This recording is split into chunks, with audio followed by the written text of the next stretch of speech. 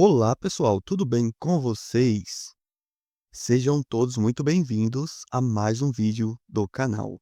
E se esse vídeo te ajudar, por favor, se inscreva que isso ajuda muito.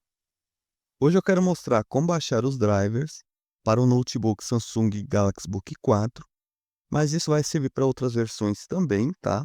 É a mesma página que você vai ter acesso. Na tela final deste vídeo, você vai encontrar o link onde eu vou deixar os drivers, ok? Para facilitar. E é bem simples. Vocês vão cair nessa página da própria Samsung. Vocês vão descer um pouquinho. E aqui vocês vão colocar o modelo do seu Galaxy Book. Podem ver que tem o Go, tem o Galaxy Book 2, o 3. E tem o 4 aqui. E as outras versões. Que é o 360, o Edge, o Pro, o Ultra. E em breve o Galaxy Book 5. Então eu vou colocar o Galaxy Book 4. E aqui, ó, vai selecionar as versões. Vou colocar qualquer uma aqui, ó, selecionar o seu produto, dar um clique, né?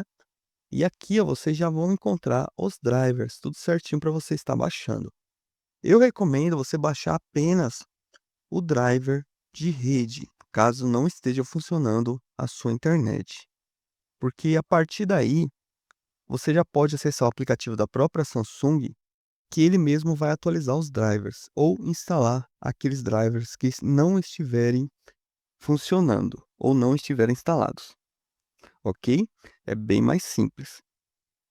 Então aqui você vem no driver LAN, né, que é o de rede, aí vai só baixar e instalar na sua máquina. Se você estiver usando o celular, é só baixar do mesmo jeito e depois você conecta o celular no notebook e arrasta o arquivo para dentro do notebook e instala. Você não instala diretamente do arquivo do celular.